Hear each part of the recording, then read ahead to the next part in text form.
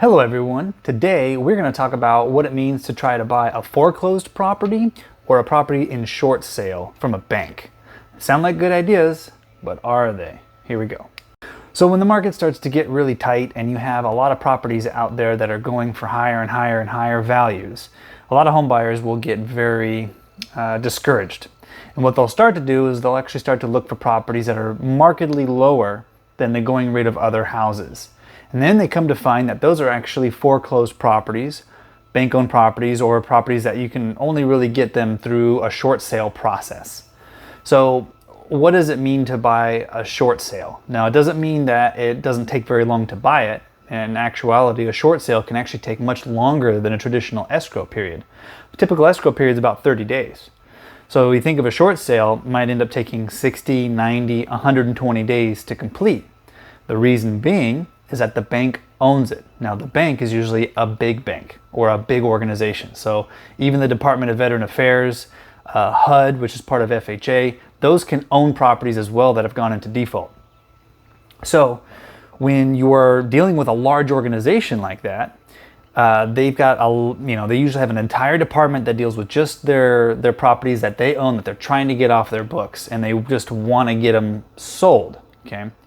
Now, what makes it a short sale is that they're selling it short of what's owed on the property. So they're basically losing money on that deal, and that's why that term short sale comes from. Now, as a buyer, when you're looking at a property that's been foreclosed on and the bank is just trying to sell it, there's a few pitfalls that we need to go over.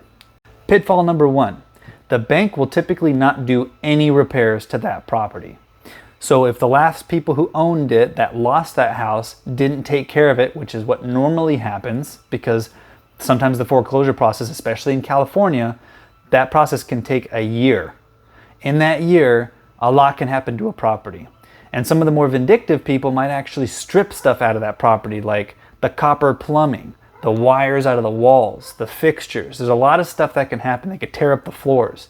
I've literally seen all of that. When I first got into the business, there was a lot of properties that were bank-owned that were being sold, and you saw a lot of crazy stuff.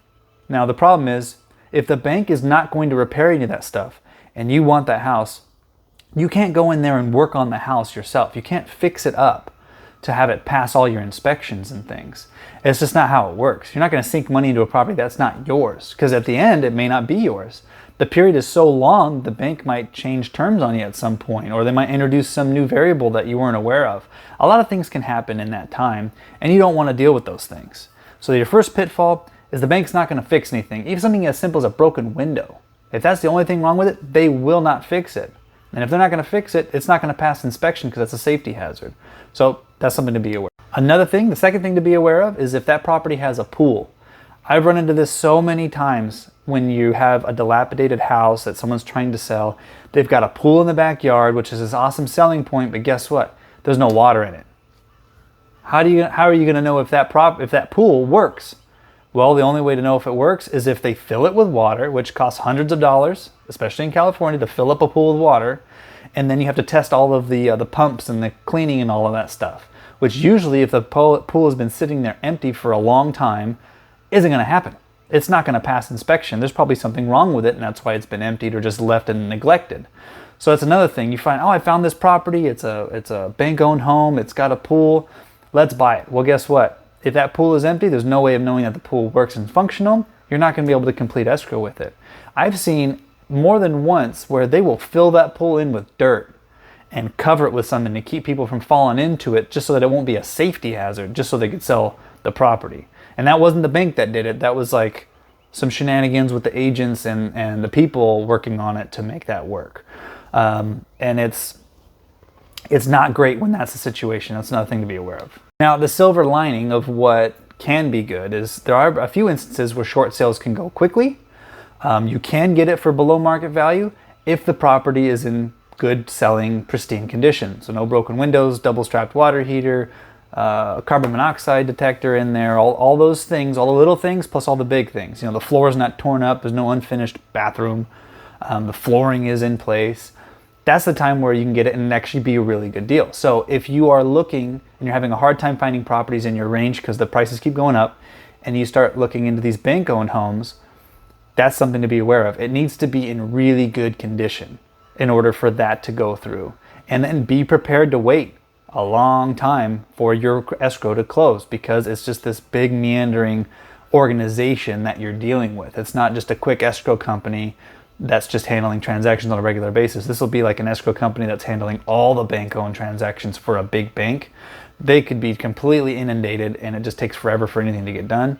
And communication can be very difficult as well, because you might ask them a question, you don't hear back for 4 or 5 days because they're so busy. It depends on the market that you're in, but we're starting to get into that market. Now, there's not a lot of foreclosed properties out there that I'm aware of, but they do come in cycles. The banks decide to sell things off when they've been holding on to it for too long. They're trying to make money. A lot of forces can push some things around. But those are just some things to be aware of if you're looking in that market. So it can be a good one. You might even ask yourself, well, how do people do it then? How do people buy a house that's tore up and then flip it? Or buy a house, and renovate it? And it's like, well, those people are using hard money lenders and investors. They're using a different type of lending system where they basically have to pay a very large fee to get money to use in the short term, which is usually the money they get to do that is cash given to them, and they turn around and they buy that house cash, then they renovate it and try to flip it, make their money back, or make more than the money that they spent so they could pay off the hard money loan and have some kind of profit. And that's how those people make a living, depending on the market. But that's usually how they'll do it. They either have to have a lot of cash on hand, or they've got a hard money lender and they know that how much money they're going to make. Because with some hard money loans, the whole thing becomes due sometimes within a couple years. So they have to do something with the property to either refinance it into a regular loan once they've brought it up to code, and then they hold on to it and they rent it out. That's common. Or they put money into it and they flip it and they sell it, and they just try to make money on the main sale price. So that's how people do it. But just things for the average consumer, if you're looking and it's that kind of market, that's what you're looking for. So anyway, if you like this kind of content, please like the video. Share it, comment down below if you have any questions, submit to the channel, or not submit to the channel, that's a weird thing to say, subscribe to the channel so that more people can see this information as it goes out. None of these videos are sponsored or anything like that. I'm just trying to get information out to everybody. So anyway, that's it for today, and we'll talk to you soon. Peace.